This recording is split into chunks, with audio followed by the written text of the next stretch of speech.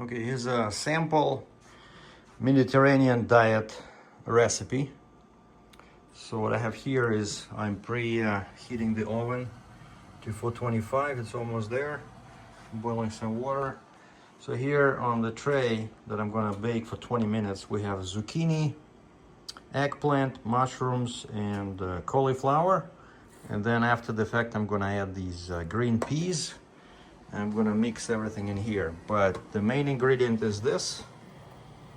It's called, I think it's called penne rigata.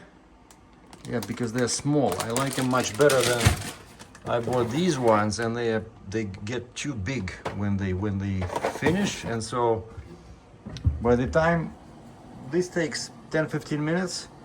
So by the time the veggies are done, the pasta will be done, and then I mix them up together and add this, and we have some South African Shiraz to go with it. Cool?